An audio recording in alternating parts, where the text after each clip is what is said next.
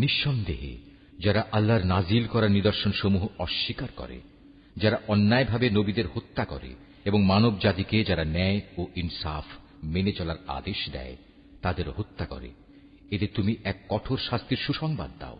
এদের অবস্থা হচ্ছে দুনিয়া আখেরাত উভয় স্থানেই এদের কর্ম ব্যর্থ নিষ্ফল হয়ে গেছে, আর এ কারণেই এদের কোথাও কোনো সাহায্যকারী থাকবে না। হে নবী, তুমি তাদের সম্পর্কে চিন্তা করে দেখেছ কি, যাদের আমার কেতাবের কিছু অংশ দেয়া হয়েছিল, অতঃপর তাদের যখন আল্লাহর কেতাবের সে অংশের দিকে ডাকা হল যা তাদের মধ্যকার অমীমাংসিত বিষয়সমূহের মীমাংসা করে দেবে, তখন তাদের একদল লোক এ হেদায়েত থেকে মুখ ফিরিয়ে নিল। মূলত এরাই হচ্ছে সেসব লোক যারা আল্লাহর ফয়সালা থেকে পরাণমুখ থাকে। এটা এ কারণে যে এ নির্বোধ লোকেরা বলে দোজখের আগুন আমাদের শরীর কখনো স্পর্শ করবে না, আর যদি একান্ত করেও তা হবে হাতে গোনা কয়েকটি দিনের ব্যাপার মাত্র।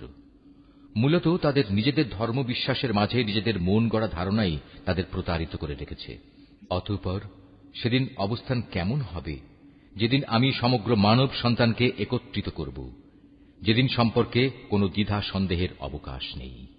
সেদিন প্রত্যেক মানব সন্তানকেই তার নিজস্ব অর্জিত বিনিময়ে পুরোপুরি দিয়ে দেয়া হবে এবং সেদিন কার উপর বিন্দুমাত্র জুলুম করা হবে না। হে নবী, তুমি বলো, হে রাজাধিরাজ মহান আল্লাহ, তুমি যাকে ইচ্ছা তাকে সাম্রাজ্য দান করো, আবার যার কাছ থেকে চাও তা কেড়েও নিয়ে যাও। যাকে ইচ্ছা তুমি সম্মানিত করো, যাকে ইচ্ছা তুমি অপমানিত করো। সব রকমের কল্যাণ তো তোমার হাতেই নিবদ্ধ।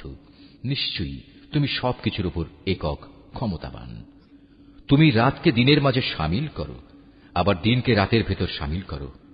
প্রাণহীন বস্তু থেকে তুমি যেমন প্রাণের আবির্ভাব ঘটাও, আবার প্রাণহীন অসাড় বস্তু বের করে আনো প্রাণ সর্বস্ব জীব থেকে, এবং যাকে ইচ্ছা তুমি বিনা হিসেবে রিজিক দান করো।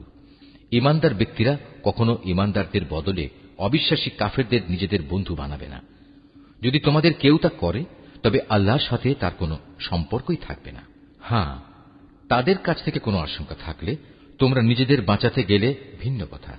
আল্লাহ তাআলা তো বরং তার নিজের ব্যাপারেই তোমাদের ভয় দেখাচ্ছেন বেশি, কারণ তোমাদের আল্লাহর কাছেই ফিরে যেতে হবে।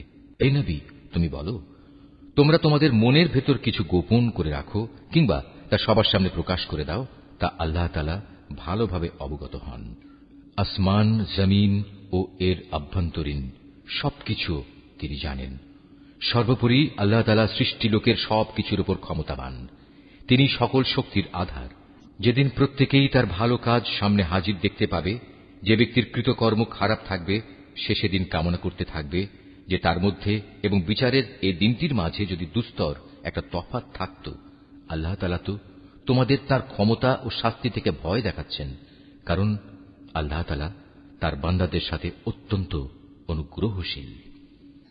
হে নবী, তুমি বলো, তোমরা যদি আল্লাহ তাআলাকে ভালোবাসো তাহলে আমার কথা মেনে চলো, তাহলে আল্লাহ তাআলাও তোমাদের ভালোবাসবেন এবং তিনি তোমাদের গুনাহ খাতা মাফ করে দেবেন।